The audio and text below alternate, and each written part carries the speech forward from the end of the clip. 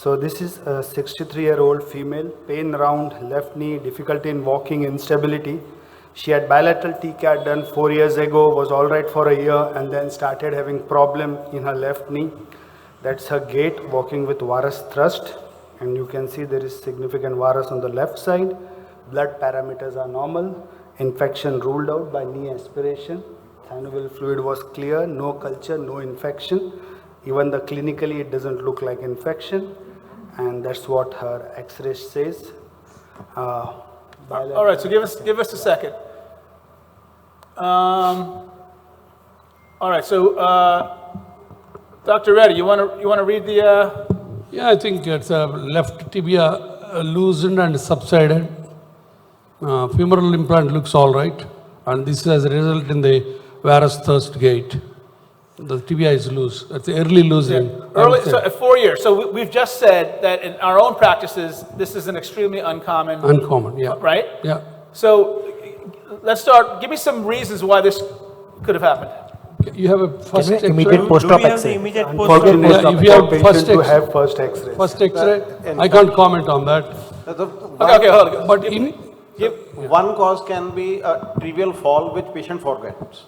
Okay, so if you want to blame the patient, maybe the patient fell. Second cause can be that it is in general practice when we are operating females, Indian females, we tend to overhang by a millimeter on the lateral cortex rather than underhang.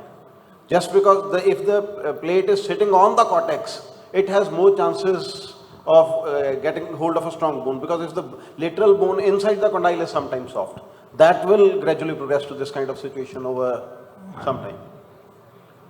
So I think malalignment, see the weight bearing axis totally outside the joint, and you can see the one which is not affected, still there is no proper balance. So I one think is under correction, malaligned. malalignment. Sometimes there could be a small subchondral cyst in the middle side which may not be addressed. So in balancing also, probably there is instability. Combine all three. Malalignment, poor cementing. but Dhansekhar, malalignment 3 degrees, whereas doesn't matter for the last 2 hour discussion. So this is not 3 degrees. This is not 3 totally degrees, outside it is the like joint. 10 degrees. You can't have it both ways, right? If you're going to allow 3 to 5 to maybe even 7 degrees of tibia varus, you better do a good cement job, right? So I agree. So malalignment probably contributes to some degree. Poor soft tissue balance probably contributes to some degree. But ultimately, if we're going to allow all these different kinematic alignments, it has to come down to fixation. If you cement it properly, it should be able to withstand those errors or adjustments that were made. It was done conventionally for mechanical alignment knee. Okay. Nothing, any other alignment philosophy was done in this. So to go ahead, should I move ahead? Well, so let me ask another question. Why did you get a CT scan? No, I didn't got it. Patient got it everything to me. Oh, okay, yeah. Fair So enough. I thought I'll just put it there. So to add to it, another more confusion I used. So this is what, once you open, you see this. So Probably, Amar, anytime you have seen an early loosening where the ESR CRP is normal, aspiration is normal, but the introp cultures come back positive? Have I ever seen that? Yes. Yeah. Oh, absolutely. So that also is a cause here. It's Yeah, not- I mean, I think. That's not what this is, Yeah, right? he did the right thing by doing the infection workup. I think just because there's obvious loosening, one of the most common causes of early loosening This is just particle infection, debris. right? But yeah, I mean, that certainly looks concerning, and I think. But I would say that this looks like a reaction to particle debris, right? Where Yeah. that implant's moving in the cement mantle, you see No, this. because of poly. No, I agree 100%, but it's concerning and looking. So there's, the question I'm going to pose to you is, if this were in my practice and this was my tibia, I would, and I didn't see this reaction per se, I would probably consider doing an isolated tibial, revision. No, even However, if this came from the outside, because first of all, my tibias wouldn't loosen. But if this came from the outside, I'm probably going to revise both sides. For the reasons of, one, I can now be assured my femoral fixation will be good, and I can also mitigate any infection concern because I'm basically doing a primary exchange. Totally agree with you, sir. If it's our own, we know how much good we have done, but if it's someone else, we don't know exactly how cementing and all is done. So to add further, I went and did my technology assisted revision here, mapping on the existing implants. Don't forget to map those special points, because once you remove those implants, that will give you the exact position where the original implant was.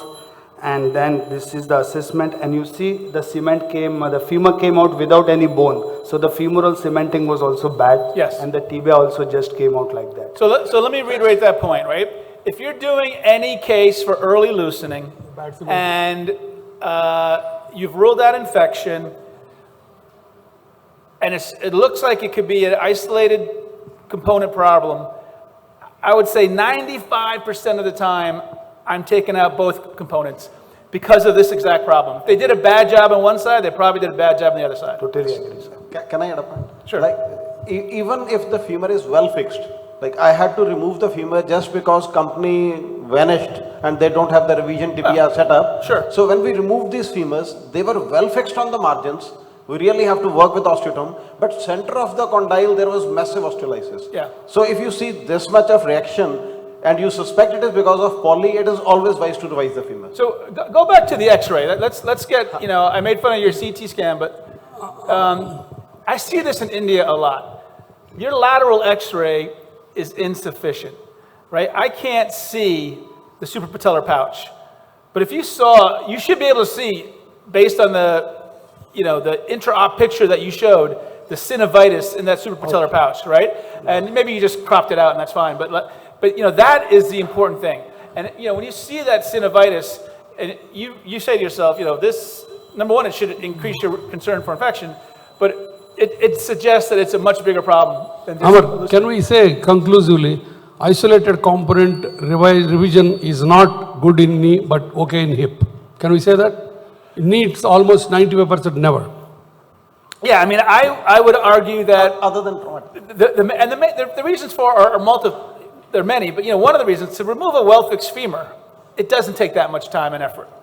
A well-fixed, cemented or cementless femur, and so removing a well-fixed femur in a hip, that's a whole different story. That can be a very big challenging thing, right? So there are reasons why we should change everything just to get good parts, and there's also the compatibility of parts and things of that nature. All right, so show us what you did. So I'll just move forward. You have to just refine, and what it's actually helping me, how much amount of bone loss, quantifying it so that I can build properly my proximal tibia and distal femur. And this is what it was in top, and this is So what you needed we a should. computer to tell you how big the hole was? So you mark the original bone, and then it will assess. You No, I keep that understand. marking, and that helps you to know whether it's 5 mm, 7 mm, so that you can go 2 mm down on the good side and build the remaining 5 mm on the normal side. Okay. And at the end, you want this kind of stability, both inflection and extension, with minimum constraint insert. All right, And so you're that's still the final. using staples, good, all right. And so on the femur, you did hybrid fixation? Huh, sir? On the femur, you did hybrid fixation, right? So condylar cementing with... No, cemented. Full cemented, all the stem is cemented. No, stems are not cemented. Yeah, so that's what we call hybrid. So condylar cementing, and maybe a little bit of the stem up to this far in the metaphysis, but then the press fit stem. No, it's nothing, not cement. It's a cementless stem. Yeah, okay. Probably up to condyles. Only condyles. Not into this. And the tibia, the same thing, right? You cemented just the proximal part? And, Yes, sir. okay. The good part about robotics is that opposite knee also got better lined now. Yeah, he aligned No, I it. don't think robotic has much to do in revision, because once you get your intramedullary stems, that dictate your alignment. You Yes. cannot change it, and once you do a good soft tissue balancing, it's going to work well. I don't think these add much value. Who would use a cone in this situation? Yeah, I bet you a bunch of my colleagues would too. I might go fully non-cemented, but that's just... Yeah, I'd use a cone in the tibia. I wouldn't use a cone in the femur here. But I also probably would have cemented the stems. Again, dealer's choice. Probably shorter stems, but... Shorter cemented stems, but Yeah. both ways work. Yeah, I mean, I think we did a lot of hybrid fixation 20 years ago. It looks great in the beginning, and it works well for 5 to 10 years, but then we would see migration of those stems, because it would start to loosen, which is why now guys are using, I think, cones more regularly, and why I went to using sleeves to prevent late loosening of hybrid fixation in revision knee. But great case. Thank you very Point well much. taken. Thank you.